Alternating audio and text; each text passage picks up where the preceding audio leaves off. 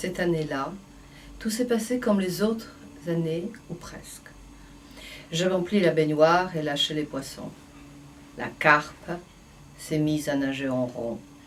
J'ai réduit les pains en miettes et lui ai donné à manger en secret.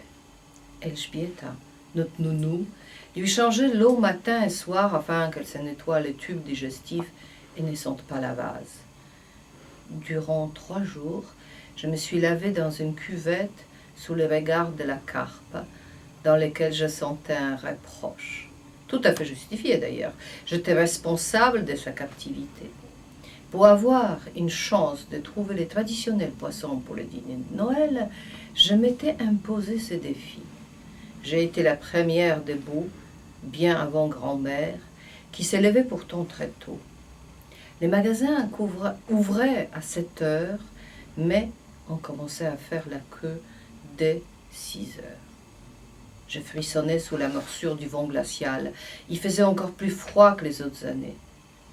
Les flocons de neige collaient à mes cils, me piquaient les visages comme à des coups d'épingle.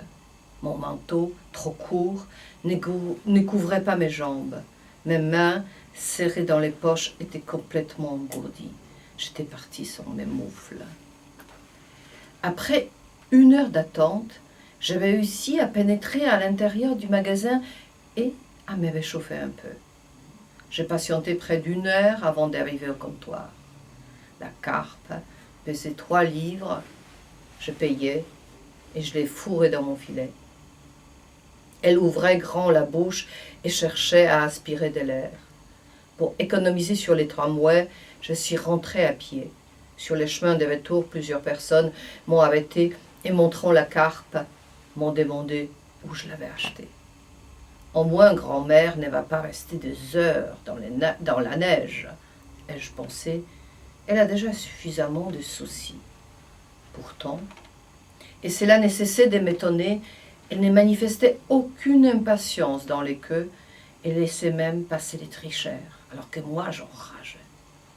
Elle semblait pas accorder la moindre attention à la goujaterie des gens qui nous entouraient. Au contraire, elle leur souriait comme si de rien n'était. Cependant, depuis quelque temps, son visage strié de rides comme une noix séchée avait pris une expression difficile à définir, comme les plis d'amertume de ceux qui, après avoir lutté toute leur vie, finissent par se résigner. Pourvu que les choses n'empirent pas, répétait-elle souvent.